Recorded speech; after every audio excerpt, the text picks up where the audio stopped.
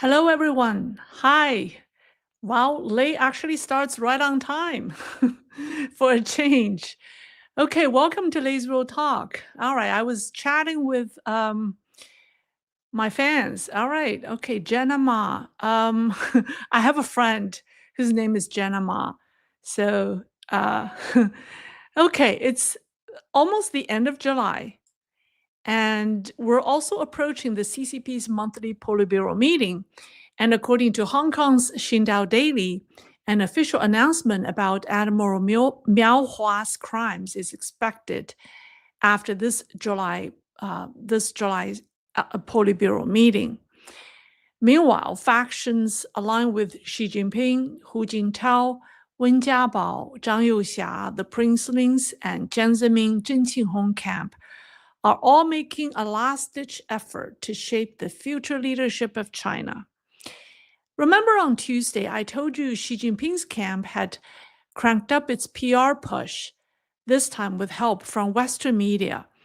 I pointed to The Economist article that tried to explain Xi Jinping's low profile as a strategic recalibration of leadership style.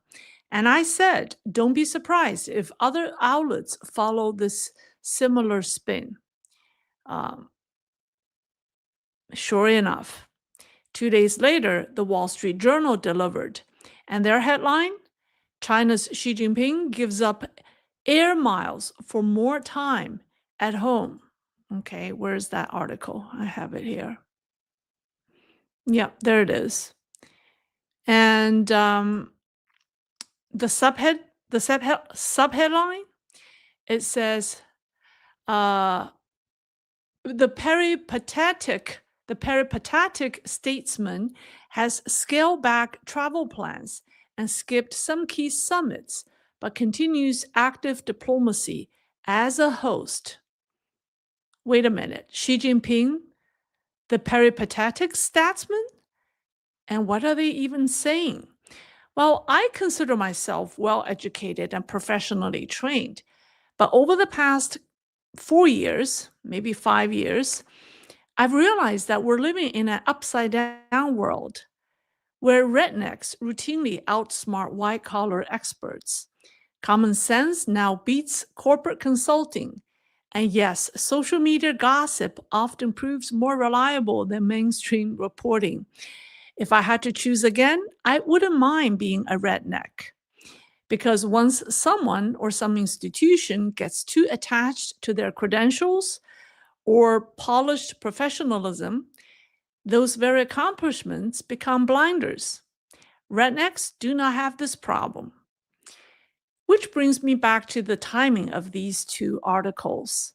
They dropped right before the CCP's annual Beidaihe summer outing or retreat, which is probably the conclave that Treasury Secretary Scott Bessent referred to.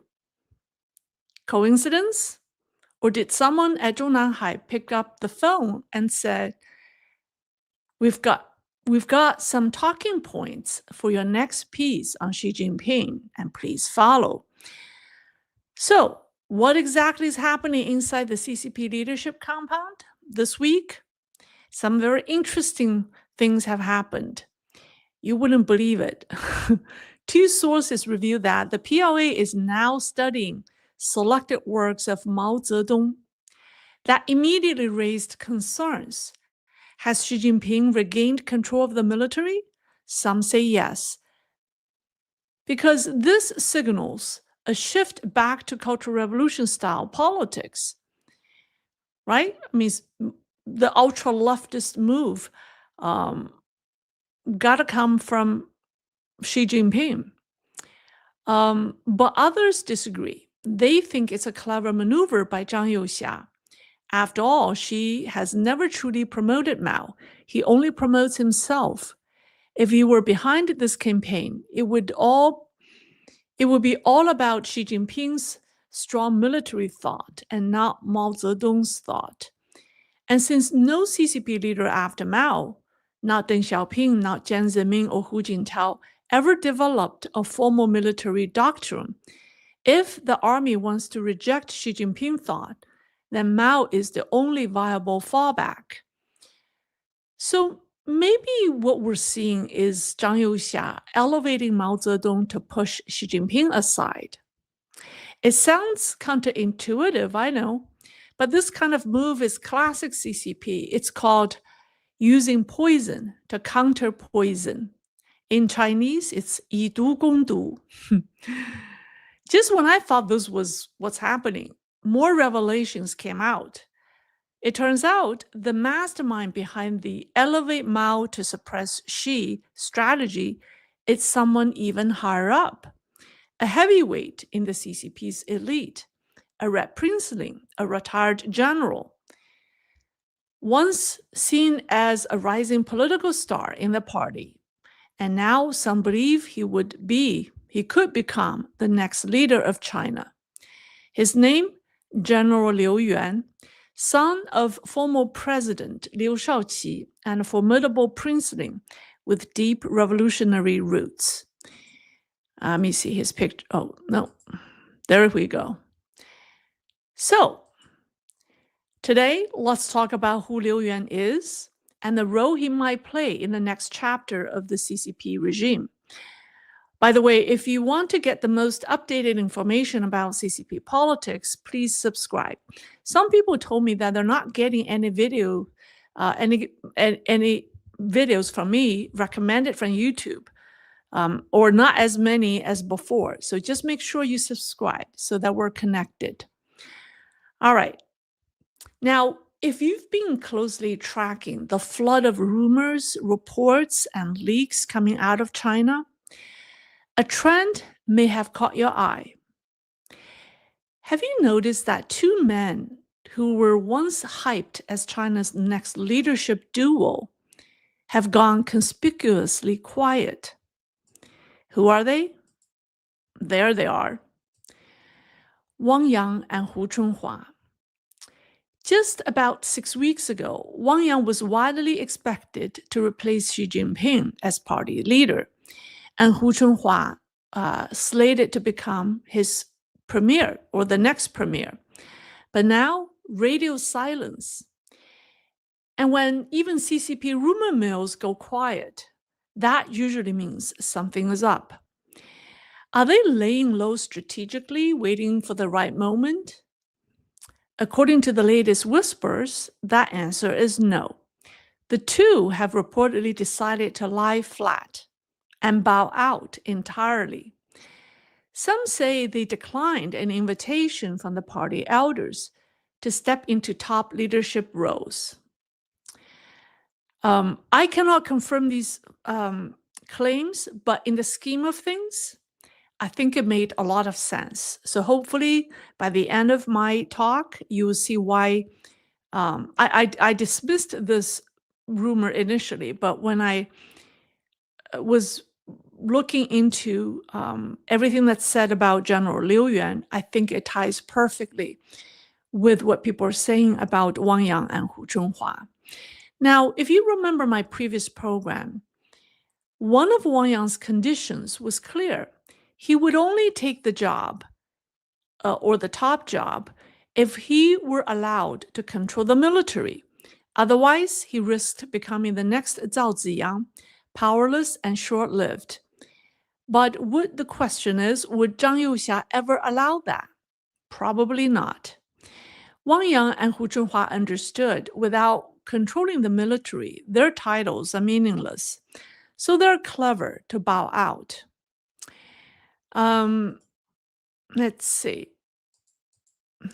And that leaves Zhang Youxia with a problem because Zhang has no intention to become the top leader, to run the party. He just wants to control the military. This means that he and the party elders need someone else fast. Now, two separate sources have independently pointed to one name, and that's Liu Yuan. And more details are emerging. With the PLA undergoing sweeping internal purge, the direction of the military in the post-Xi Jinping era could determine the future of the regime. So to avoid chaos, it's said that Zhang Youxia, Hu Jintao, and Wen Jiabao have reached a consensus. Yeah, these three. They have decided to bring retired General Liu Yuan back. He would temporarily assume the role of vice chairman of the Central Military Commission, overseeing political affairs, essentially replacing He Weidong, the vice chairman who has disappeared since March. So he would temporarily fill that position, at least for now. Sources also claim the ongoing military purge is directly aimed at Xi Jinping and his loyalists. And what about Liu Yuan's plan? What is he going to do in that position? Well, according to the leak, his strategy is to emulate Deng Xiaoping, which is signal left, turn right. So while the PLA is now publicly studying Mao Zedong's whatever you call that, Mao Zedong's selected work or Mao Zedong thought, the goal, or the real goal, isn't to revive the Cultural Revolution. It's a strategic move by Liu Yuan. It's what I told you earlier, using one poison to fight another. In other words, they're using Mao Zedong, a dead leader who no one dares criticize, to suppress a living one, Xi Jinping. Now, Mao remains untouchable within the party politics. Invoking him allows the leadership to undercut Xi Jinping without directly confronting him. It's a calculated effort to dismantle the military foundation of Xi Jinping's personal power. And that just shows you that the internal power struggles within the PLA is still quite intense. Now, none of this can be independently verified. But the fact that multiple sources are pointing to the same details makes it hard to dismiss. And let's not forget, Wang Yang and Hu Zhenhua have vanished from the spotlight, or have vanished from the rumor mills. And meanwhile, Zhang Youxia is in a risky position. He is the one who dethroned Xi Jinping. And if he fails to secure a successor, she could return with a vengeance. Now, if Liu Yuan does a good job as the second vice chairman of CMC, that starts as a temporary role, or what starts as a temporary role may eventually become something far bigger.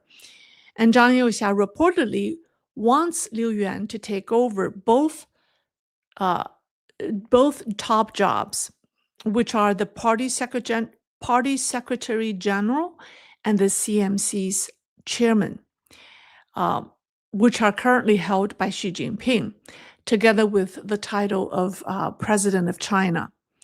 So there is a great chance that General Liu Yuan might eventually replace Xi Jinping to be the next leader. And there are several reasons to say that. First, he's a heavyweight princeling. Now, in the world of red CCP aristocracy, pedigree matters. Liu's father, Liu Shaoqi, was president of China and ranked above Xi Jinping's father, who was only a vice premier. That alone gives Liu clout in princeling circles. Number two, he is the only leader with real experience in both the military and civilian spheres. Zhang Youxia is a pure military man with no government experience or governance experience, while Wang Yang is the opposite.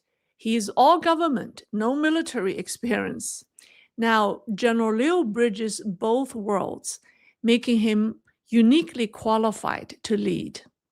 And number three, he and Zhang Youxia are close friends. And most importantly, he doesn't get along with Xi Jinping. Back in 2015, General Liu was forced into retirement by Xi Jinping. Officially, it was over disagreements over military reform. But those who were close to the matter say the real reason was far more personal. Xi Jinping simply didn't trust Liu.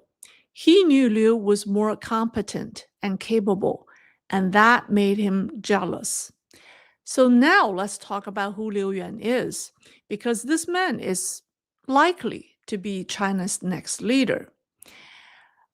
So Liu Yuan is the son of former Chinese president Liu Shaoqi, who died a tragic death during the Cultural Revolution. Let me see, do I have a picture of his father? Where is his father? Oh, there we go. That's his father. Now, his crime, why was he purged, or why was he tortured to death? Because he was being branded as the party's #1 capitalist roader, because his economic policies embraced market economy. So Liu Yuan, when his father died, when his father was persecuted, Liu Yuan and his two sisters were kicked out of their Zhongnanhai home and left homeless. He ended up in one of Shanxi province's production brigades, where he spent 7 years as a youth laborer. In 1975, he was the last of the Beijing youth in that village to return to the city. He found work as a riveter at the Beijing crane factory. And when the college entrance exams resumed in China in 1977, he was admitted to Beijing Normal College to study history. After graduation, he chose not to stay in Beijing, but went to work at the grassroots level, taking a post as deputy party secretary in a township in Henan. And according to Xi Jinping's own recollection, only 2 princelings from Beijing chose to go down to the grassroots, and that's Xi Jinping himself and Liu Yuan. Liu's career took off quickly. He was elected deputy county head, then county. I think he first became deputy county party secretary, and then county head, chief of the county. And he later became the deputy mayor of Zhengzhou, the provincial capital. And in early 1988, and during the 7th Henan Provincial People's Congress, he wasn't nominated by the party's organization department, but by the delegates themselves. And he was elected vice governor of Henan. That move broke protocol and caused quite a stir within the CCP, because this has not happened. I mean, the elections were not allowed within the CCP, right? All the they have to be appointed by the party's organizational department, but he won the election by the delegates. So that move was shocking to the central leadership. At the time, Zhao Ziyang was the general secretary of the party, and he supported the decision despite political pressure. So Liu became vice governor of Henan. Now, he was ahead of Xi Jinping by 6 years in landing a major provincial leadership role. And another major difference between his career track and that of Xi Jinping is that Liu won by election of his peers and Xi Jinping by central government appointment. In 1989, when student protests broke out across the country, Liu sympathized with the students but took his responsibilities seriously. As vice governor, he went to Tiananmen Square and Beijing train stations, working around the clock to persuade students from Henan to return home, and many did. He opposed the central government's decision to use force, and Henan was one of the few provinces whose leadership openly resisted the crackdown. That stance came at a cost. As a result, Liu's career came to a halt. With few options left, his mother, Wang Guangmei, who was, considered China's most beautiful first lady in the 1950s, because Miss Wang came from an affluent family and well-educated. She was well-educated, unlike the wives of other CCP leaders. She came from an affluent family and was well-educated, so she was quite stylish when she accompanied her husband on foreign visits. And that caused Madame Mao quite jealous. Anyways, so his mother, what am I saying? His mother brought him to meet General Yang Shangkun, then first vice chairman of the Central Military Commission. So for advice. And then Yang Shangkun offered Liu a way back by joining the military. So in May 1992, Liu Yuan was appointed Deputy Political Commissar and Deputy Director of the Armed Police Hydropower Command, with the rank of Major General. His first assignment was overseeing the massive Three Gorges Dam project. Because he had built strong ties in Henan, and when he left the province, many locals came to the Zhengzhou train station to see him off. And in 1998, he was promoted to Deputy Political Commissar of the Armed Police. In 2000, he was made 2000. I have a fan in the UK who loves to hear me say the word thousand correctly, not thousand, thousand. Ben, all right, I'm saying it right. You should be proud of me. Thousand, thousand, yes. So in the year 2000, he was made a lieutenant general. In 2003, he became political commissar of the PLA Academy of Military Sciences. In 2009, he was promoted to full general, and by the end of 2010, he was named political commissar of the PLA's General Logistics Department. At the time, military corruption was rampant. Buying and selling ranks, arms trafficking, embezzlement of military assets, kickbacks, it was all common practice. And there was something that happened that really upset General Liu Yuan. Major General Chen Zhijian, who is the son of founding Marshal Chen Gen, was even forced into early retirement for refusing to pay bribes for a promotion. And General Liu Yuan was outraged. So together with another general who was then head of logistics, they formally accused Deputy Logistics Chief Gu Junshan of corruption. So on December 25th, 2011, at an extended CMC meeting, Liu Yuan presented shocking photos of Gu's extravagant mansion, pointing directly at the two vice chairmen backing Gu, Xu Caihou and Guo Boxiong. They're probably the most, oh, what happened? I have some pictures missing. Anyways, but they're okay. They're probably the most corrupt vice chairman of CMC ever. So, and both of them were part of the Jiang Zemin faction. So then what happened was quite dramatic. With the backing of then party chief Hu Jintao and Premier Wen Jiabao, a full investigation was launched. And over the next 6 months, General Liu survived 4 assassination attempts from the Jiang Zemin faction. He was burned but survived. And his whistleblowing cracked open the military's corruption or corruptive practices and triggered a sweeping anti-corruption campaign inside the PLA.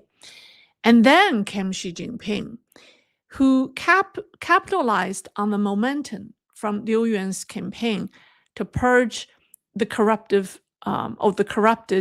officers and their entire network. So by um, when were they purged? I think it took Xi Jinping a couple of years to eventually purge the two vice chairmen. One actually died because he had cancer.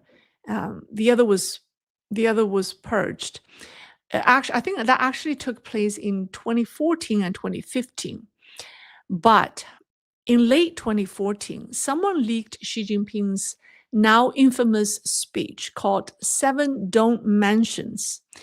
In that speech, he instructed educational institutions to ban discussions of universal values, of press freedom, of civil society, of citizens' rights. And also they're banned to discuss the party's historical mistakes. They're not allowed to discuss party oligarchs and judicial independence. So that speech of Xi Jinping was made in 2013, but it was disclosed in 2014, a year later. 2013 was the first year of Xi Jinping's rule. So when that speech came out, it shattered all illusions or any illusion that Xi Jinping was a reformer. So Liu Yuan and many other red princelings who had once hoped for real reforms realized they had been deceived. And Liu reportedly clashed with Xi Jinping face to face more than once. After that, Xi Jinping refused to meet with him and had him blocked at the door. And then on December 31st, 2015, in a surprise move, the Ministry of Defense announced that General Liu Yuan had reached retirement age and was removed from his post. And Liu responded by publicly announcing his resignation from the military, which was a rare and defiant act for a sitting general. So he became the first full general in the PLA to voluntarily step down, to announce retirement. To announce resignation, I should say. So to summarize, Liu Yuan is a red princeling with political credentials, arguably more senior than Xi Jinping's. His father, Liu Shaoqi, was once the president of China. But more importantly, Liu not only outranks Xi Jinping in lineage, he's widely regarded as more capable. And the two men hold opposing political views. And Liu's reputation as a reform-minded anti-corruption figure with a solid career in both government and the military made him a symbolic and political threat to Xi Jinping. Fearing that Liu's accomplishments and pedigree could overshadow his own, Xi Jinping moved to quickly sideline him. And that's the rivalry between them. Now, Liu's return, what does that mean, right? Well, he's reportedly going to oversee political affairs in the military. And his return has rekindled hope among those who view him as a reformer. Many believe his comeback could inject valuable experience and fresh ideas into the long-discussed effort to nationalize the Chinese military. Liu Yuan has previously voiced strong support for the idea of shifting the Chinese PLA from a party-controlled military to a true national defense force. And he's not alone. There are other military officers supporting this idea. So his return could make that transition possible. And his return could also strengthen Zhang Youxia's position within the PLA. So his unique background in both civilian governance and military affairs makes him a potential bridge between the reformist camp, aka Hu Jintao and Wen Jiabao, and the military establishment. And if he plays his cards right and handles this transitional moment well, he could very well emerge as the top contender to succeed Xi Jinping. Because if you look at his career, he has always been more of a politician than a soldier. I mean, his aspiration was in politics. He was pushed into the military as a form of political refugee or refuge. I don't think he's a general at heart.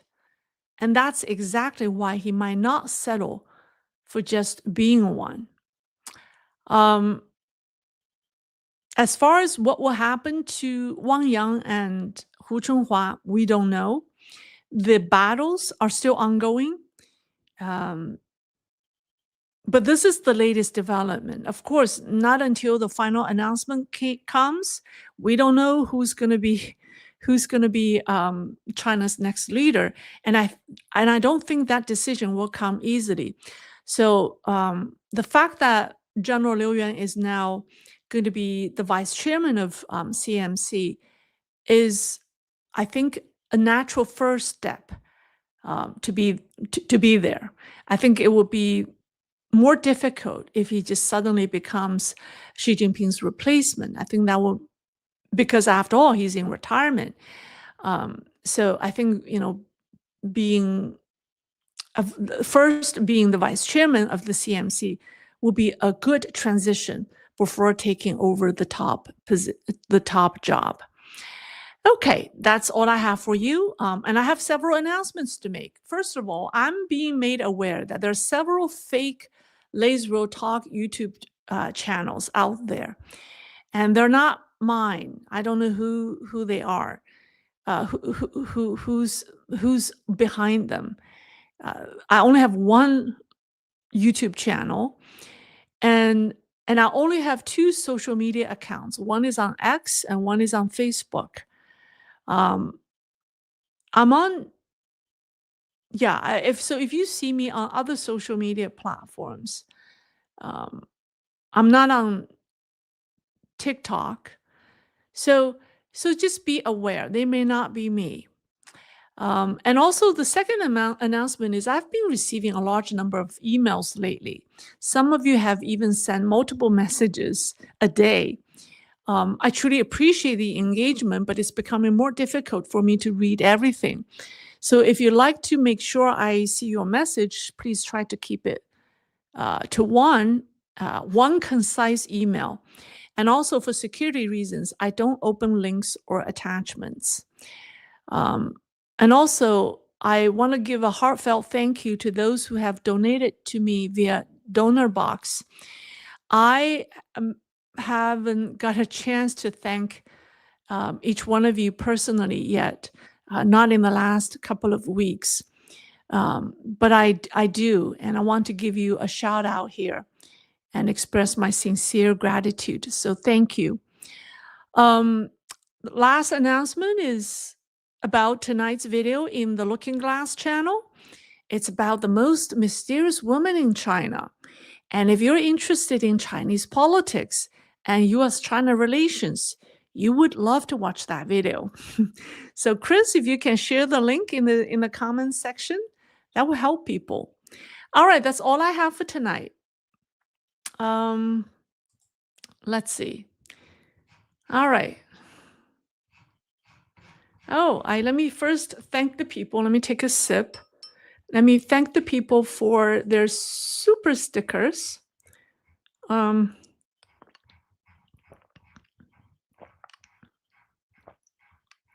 right. Many Kaila, in Chinese language, the family name is written before the given name.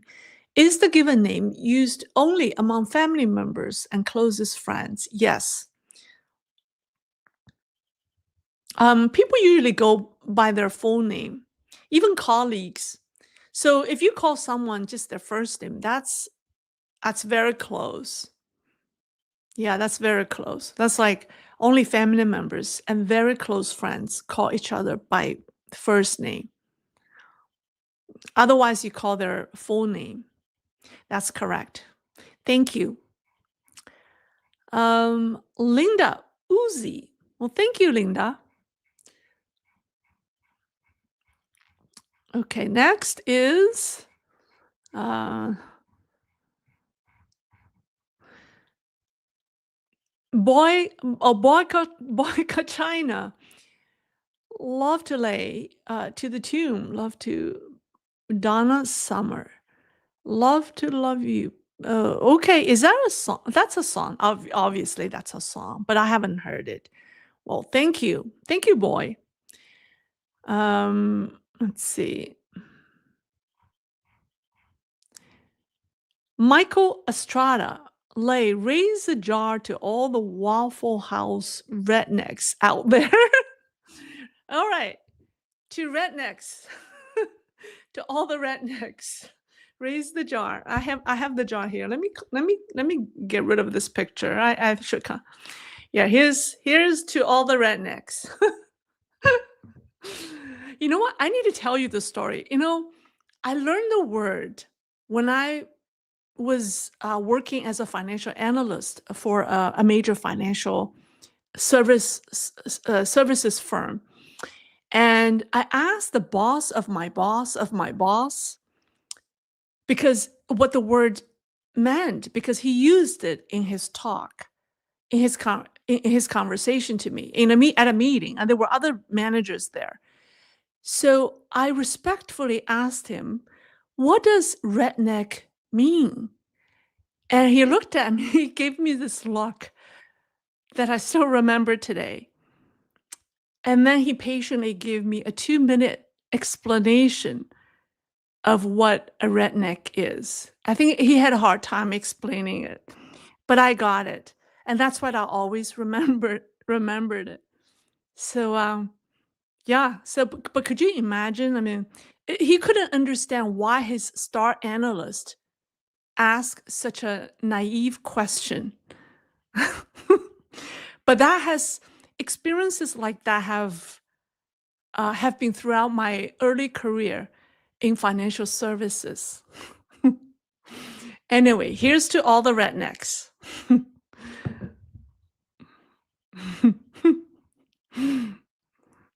Oh. Anyways, Manuel Aranda the third. I appreciate the insightful information you provide. Well, thank you, Manuel. Is that right? Oh, here's a question forwarded by Chris. That's just a link that he forwarded. Jason Angle. How big of a turd is Liu? Like, should I pull for him as I live in Taiwan? Or is he in another Chinese dream troglodyte? What do you mean troglodyte? If you live in Taiwan, I think I mean, he hasn't really been around for a while. He's been sidelined, so we don't really know his thinking. But in his early years, he appeared to be a reformist and was well liked by his people. But that was decades ago. People change, right? People do change. Their political views, their political aspiration all change. So there's not much that we could draw from in the past couple of years to learn more about him. So it's yet to be seen. What I have given you is everything that we know from his past, his childhood, his early, his younger years, his struggle within the CCP's political system, and his problems with Xi Jinping. I mean, he's clearly. I mean, there's no question that he's more capable and competent than Xi Jinping. There's no question about that. Because he really worked his way up from the grassroots. So yeah, that's all I can say about him. But I think in the end, whoever will seriously become the next leader of China would depend on his determination to eradicate the party. It doesn't matter what their capabilities are or how talented they are. Who will actually rise to the top, who will actually become China's next leader, will depend on who has the guts and the determination to get rid of CCP. That person will be the next leader. So all our discussions now are just theoretical because this is the latest development within Zhongnanhai. But do I believe that Liu Yuan will be the next leader? Likely, but the ultimate decision or determinant will be his vision for China. If he still tries to save the regime, he doesn't have a future. I do not believe that the people will give him a chance. So, fake Leisrealtalk. Yeah, there are a couple of fake Leisrealtalk out there.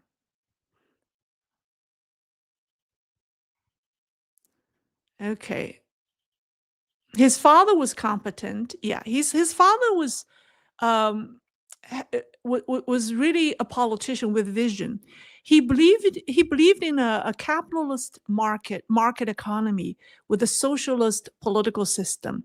That's the vision of his father, and I think Liu Yuan is more than likely going to push that vision, um, which is a socialist political system with a capitalist economy.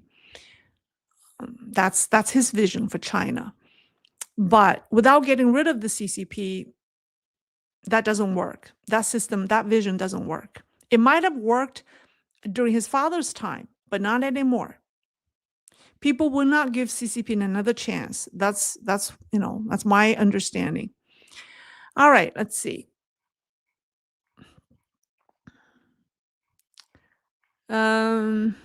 Okay.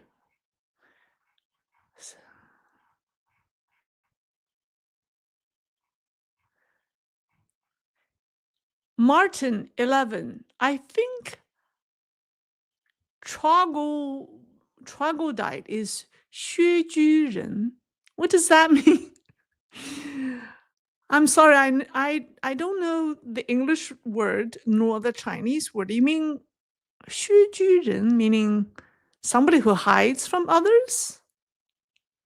Is that what it means? I don't think he is one. No? Yeah.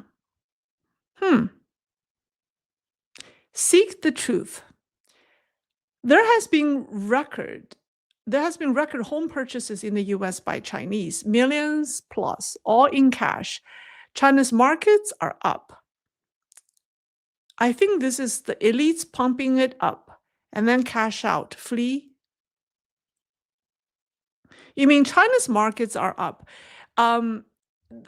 The high-end real estate market in Shanghai has strangely gone up. That's because some wealthy Chinese want to put their money somewhere, and they choose the high-end real estate in Shanghai. That's their safest investments right now in China. And they're also bringing their money out to the US. Yes, I heard that a lot of Chinese are buying real estate in the US. Is that a good thing? It's a double-edged sword. It could be good for the US. It could be bad for the US, depending on how you look at it. It makes housing more expensive for us, but then on the other hand, in times of war,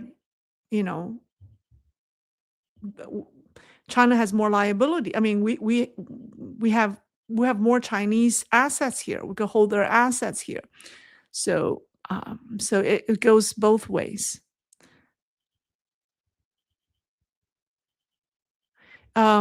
Finch Jane. I have a friend who was a farmer. He got stage 4 cancer, maybe from all the farming chemicals over the years. Yeah, China's land and water is extremely polluted. Have you followed the latest scandal of the water crisis in Hangzhou? I mean, and then after that, it's not just the water crisis in Hangzhou, in other cities, in Guangzhou, Shanxi.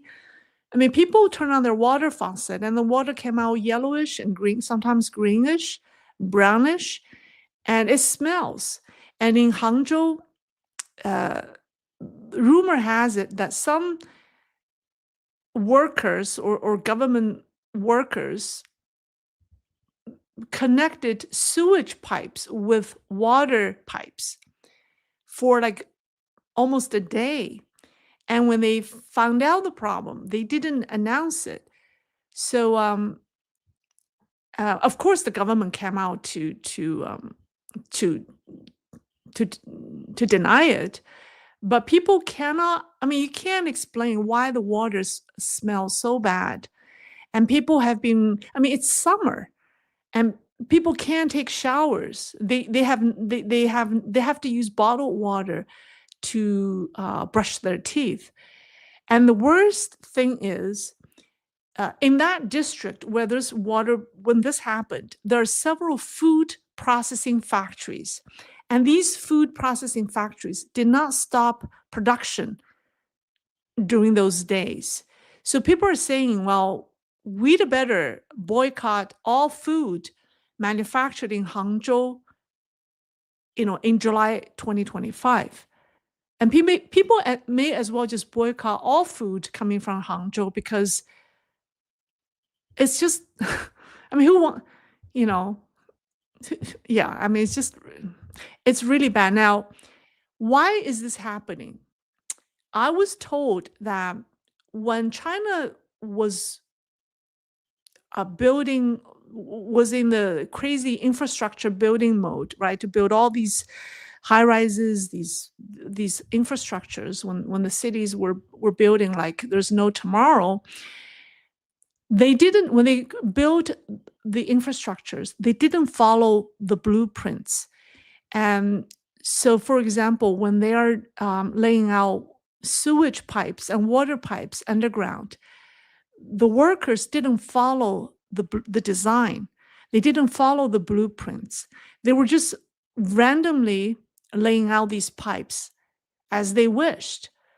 So it's possible that when you try to repair something, or you might, because what's actually underground is not the same as what's on paper. But when you're trying to fix something, when you're trying to do pipe repairs, you're going to go with the blueprints, but they're not what you see underground. So it's possible that they misconnect something, even though they shouldn't, because they're different sizes, they're different types of pipes. So how could they connect the wrong pipes? So, but there is a possibility, because you don't even know if they use the right pipe. I mean, they're designated different pipes for water and for sewage, but you don't know. I mean, in this, because the Chinese and the mainland Chinese are known for this, they have a total disregard for standards and procedures. They just do not follow the rules. And local government officials, the only thing they want is GDP goals, right? Exceeding GDP goals. So they don't care, because they're not going to be the party secretary of this province forever. So once they move to other positions, they don't have to be responsible for the problems they leave behind. So it's all possible, like, first of all, they don't use the right pipes for according to specifications, and also they don't lay them out according to blueprints. And now when somebody tries to figure out what is what and trying to fix them, they could misalign them, and this kind of atrocities, I should say, could happen. And people say that they don't just happen in Hangzhou. It happens in other cities as well.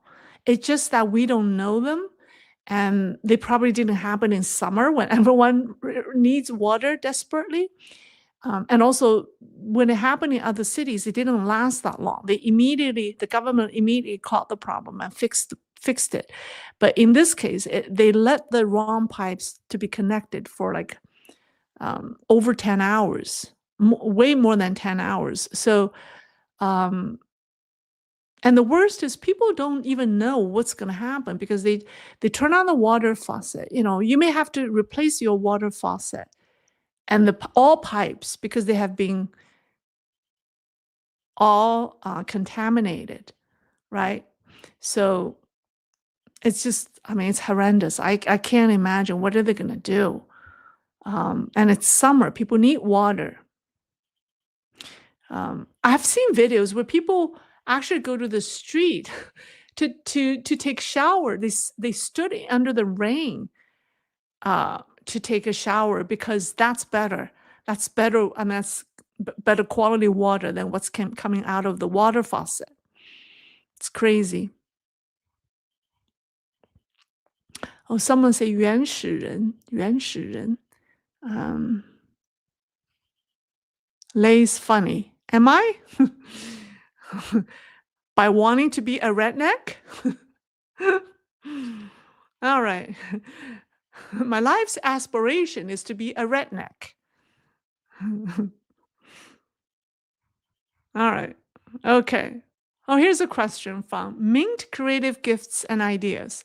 Lei, recent times, Singapore has signed deals with CCP, sharing law expertise, economic cooperation, and getting Xinhua to work with our state media. That's a terrible move. Is CCP using Singapore as a political pawn? Absolutely. Yeah. I mean, that's the whole concept the United States had when bringing China into the WTO. By working with the Chinese, we thought that we could influence them, but it turned out to be the opposite. Why? Right?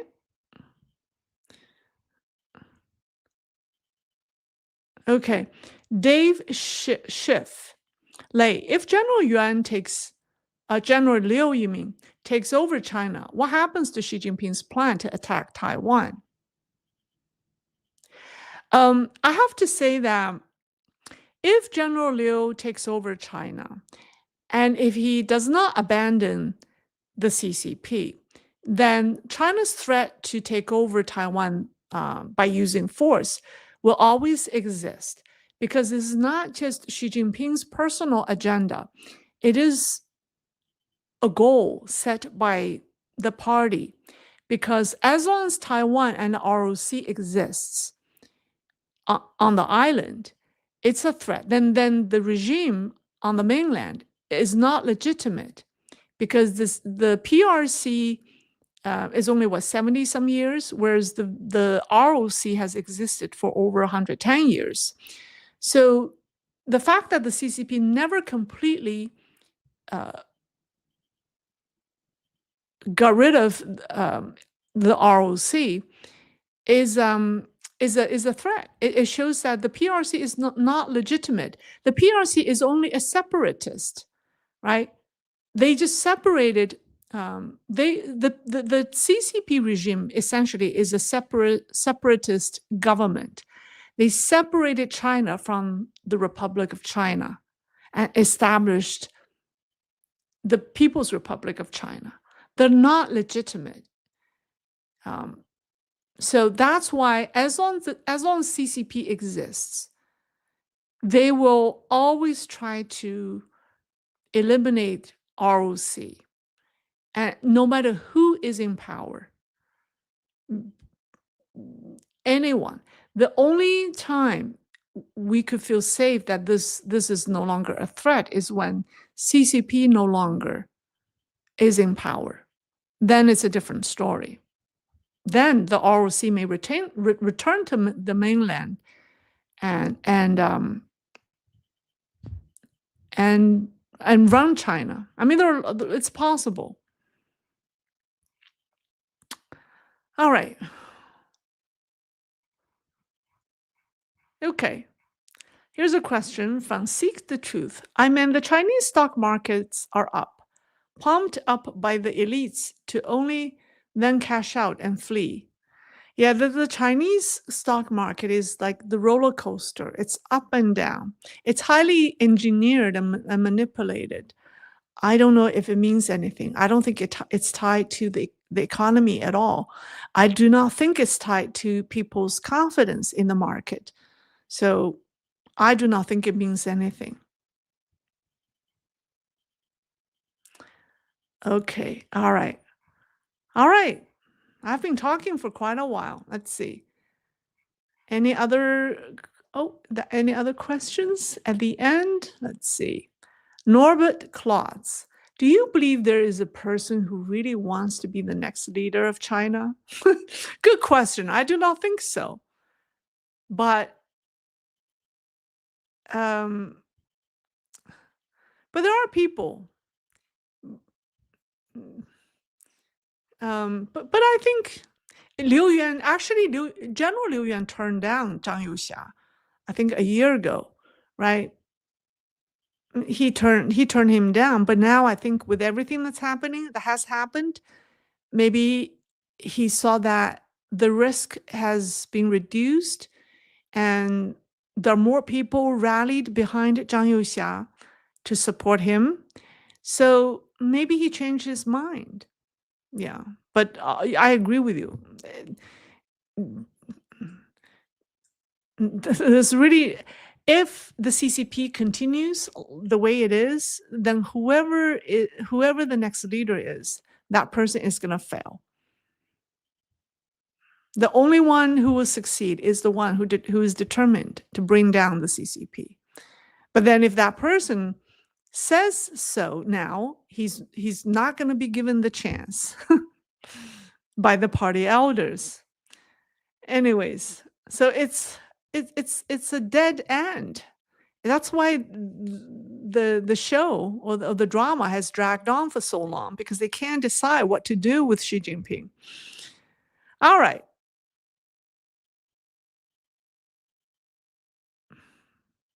All right, that's all. I think I'll end it here. So long, and I'll see you over the weekend. Okay, bye-bye.